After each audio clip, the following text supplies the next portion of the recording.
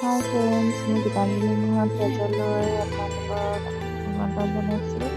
আৰু মই এতিয়া চিম্পুল কেক এটা বনাবলৈ গৈ আছোঁ। এয়া লৈ লৈছোঁ ময়দা 3/4 কাপ ময়দা লৈছোঁ, 1 teaspoon baking powder, 1 teaspoon baking soda আৰু 1 টেবুল স্পুন মিল্ক পাউডাৰ আৰু 1 টিস্পুন নিমখ লৈছোঁ দেই।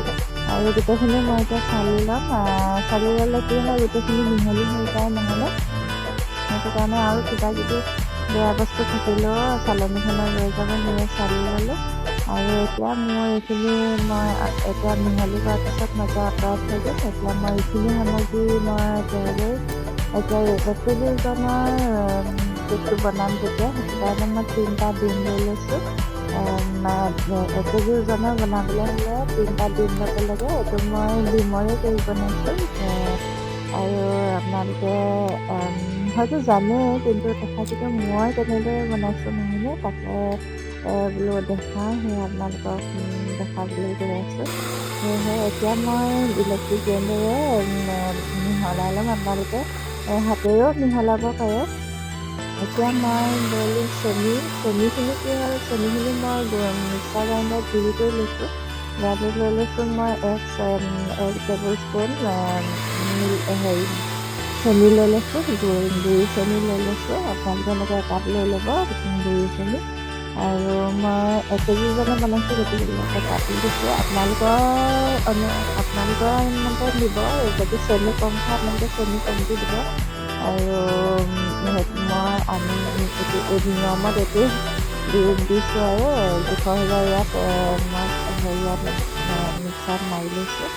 এতিয়া মই ইলেক্ট্ৰিক গ্ৰাইণ্ডাৰত খুব ফেটি থাকিম যেতিয়ালৈকে ফেন নোলায়। এয়া হৈ গৈছে আৰু অলপ ফেটি দিছোঁ, দেখিছে নহয়, ধুনীয়াকৈ হৈ গৈছেগৈ। এতিয়া হৈয়ে গৈছে। এতিয়া মই লৈ